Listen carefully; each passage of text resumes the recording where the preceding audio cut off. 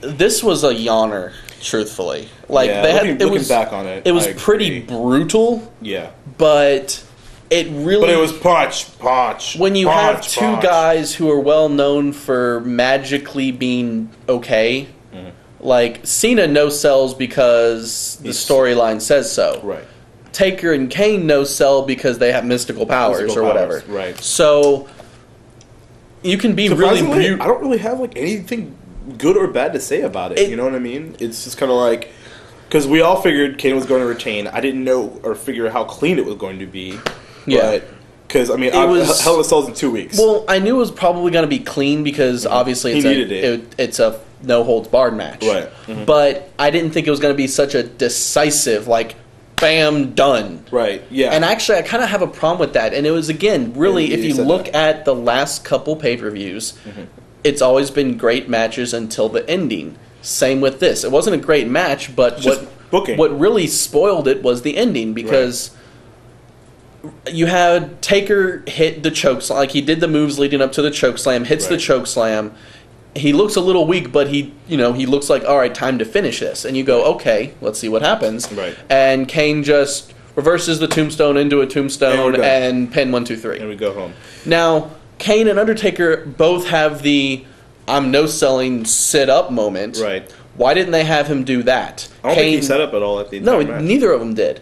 If I remember correctly, I think we were maybe 2/3 in the match before the first pin attempt. Yeah. Makes sense. That makes sense because they really just wanted to beat the shit out of each other. Right. So storyline that worked. But like, if you had Kane do the whole sit-up, then you go, oh, Kane's not down. And then you have Taker go, well, I'm going to go for the tombstone anyway. And then he reverses it, pins him 1, 2, 3. Then you go, oh, shit. Kane's still more powerful. But really, this was just a Taker, Kane, done. Yeah. It was just it was no build-up. It was Taker, oh, wait, I lost. Right. It was like a Cena match. Yeah, and especially since the match previous to that, we were so used to seeing near fall after close near fall and believable near falls. Correct. It was just maybe 2 or 3, and then we were done. So it was very disappointing. Yeah, I think big letdown. Yeah, and I think as just comparing different matches and stuff, for example, like their WrestleMania matches, Kane took, I think, like 3 tombstones before he was done. So, so there really wasn't like any. And I guess storyline wise, it is showing that Taker's not at 100% or whatever, which they sold for like a million minutes after the match. Yeah, he like hobbled down to up the ramp. Right. But I mean, it just came down to they were supposed to have this no holds barred brutal match, which they're capable of. But when you look at it, any other 2 people, and you would go, that was a pretty brutal match. Yeah. But for a Kane and Undertaker match, it wasn't very brutal. Yeah, he got hit in the head with a soda can that's like the only foreign object that they used. I felt like I was an ECW for a second. They used the title belt and a soda can. Those were the foreign objects used. Yeah. Actually, I won't even say ECW because that's no, ECW would have been like that's like CCW crap. Oh no, CCW wrestling. Don't ever watch that shit. Yeah, well, that's a different story. Anyway, it was a very letdown of a match. Yeah. Moving towards tag team turmoil, which they didn't announce, and in fact, when we went on Wikipedia to find out if the tag titles were actually on the line at the pay-per-view, it went Hart Dynasty versus To Be Announced. Great, genius. So before the promo of, I think, Legendary out on DVD, they announced. Please go buy that shit movie. They announced, hey, tag team turmoil match, and.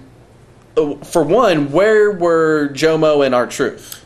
Not that I want to see them as a tag team anymore, but still, they actually had a match to get a tag title match and didn't lose it. It was a no contest, so why weren't they there? Dude Busters, where were they? Kurt Hawkins and Vance Archer, where were they? Yeah. They had 2 thrown together tag teams of McIntyre and Rhodes and Bourne and Henry, which is a good. I like that tag team. I also like that tag team, and I just want to point out that I fucking called it the week before. Mark Henry equals ratings, by the way. Yes. Anyway, big jug of Kool-Aid. But I was extremely disappointed by it. One, the Usos beat Hart Dynasty. Well, as soon as we saw them come out first, we knew that they weren't leaving with the titles. Yes, but to lose it right off the bat to the Usos, which I don't think they've ever lost to. Maybe like 1 or 2 singles matches they might have lost, but I don't think they ever lost to them. So it's like, oh, you lost in like 3 minutes. Right. And then Santino and Kozlov come out, and I already went, oh, Tamika's going to cost him the title. Right. Watch it. And then, no, Tamika costed Santino the title? Yeah, it's kind of... Okay. It's like, I thought there was something supposed to be there. I guess not. No. But hey, I don't watch WWE Superstars, so what the fuck do I know, right? And then, and they also had the longest Cobra setup ever. Yeah. Because they were like, let's do it together. Yay. And then the Mark, Ratings Henry, and Evan Bourne came out and fucking destroyed the Usos like we all knew was going to happen. Right. And then McIntyre and Rhodes came out, and it was, again, a really good match with just... They actually gave us some time. They had about 5 or 6 minutes they had good little time, but again, it was a match that ended with, oh, this is the ending. Yes. It's like, oh, time to go Like home. every other Cody Rhodes match, he just out of nowhere goes, oh, I hit my finisher and you're done. We're done. And it's like, it's not an impressive finisher. Not really. I can handle it being a finisher, but it needs more of a setup other than just, ooh, I hit it. It's got some snap to it. Mm-hmm. I can see why it could be a believable finisher. I felt the same way about the zigzag at first, but now it just looks pretty. The zigzag's ridiculous because it looks a lot more high impact. Right. But that's because there's a lot more setup to the move. I can see they're going for the move of, he can hit it at any time, right? Which they haven't done any build up for that, but right. I can see that that's the move that they're trying to push. Mm-hmm. He can hit it at any time. Mm-hmm. But it's just, he hit his finisher, he's done. Yeah. What? No. And I always hate instances, with the exception of the RKO, mm-hmm. because the RKO is just okay, he hit it and you're fucking done. Right. But the crossroads, you have to hold them in a certain way, and most people aren't going to let you do that. Right. But, whatever. Suspension of disbelief. Rhodes and McIntyre, I guess because they had nothing better to do as singles competitors, now have the tag champions. Well, and I thought about that. Okay, go ahead. Okay. Well, anyway, I thought about that earlier today, and it actually makes sense because, think about it, Rhodes is on a roll. Cody Rhodes is on a roll.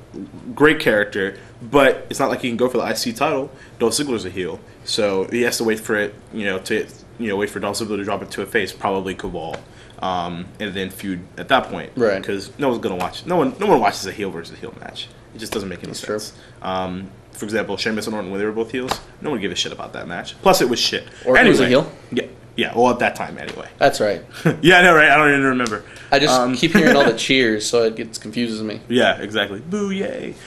So... Yay, it's John Cena. Yeah, exactly, right? Anyone but Cena. Let's see, what else on that? My whole thing is... It makes sense booking-wise, and then now they actually have someone that's over, not the Usos, someone that's over, a heel tag team that's over to go against the Hart Dynasty. If they do. Well, this is just, they ignore the tag teams so much. Yeah. I'm almost kind of happy now that Rhodes and McIntyre have the tag titles, because maybe we won't see them as often. And maybe Christian will actually be able to get a win on SmackDown. Well, Actually, he's been winning a lot, but it's like shit matches. Well, anyway. Now he's going to feud with Alberto Del Rio and lose. So. Del Rio. And I guess finally the WWE Championship match. Oh wait, speaking of Alberto Del Rio, they did a random promo for him after he's already debuted and had a match. Mm-hmm. They had one during the pay-per-view for Alberto. I don't know why. Why didn't they just have him come out and cut a promo? Yeah, have him give him Alberto's Casa. Something. Something. Fuck. Anyway, okay.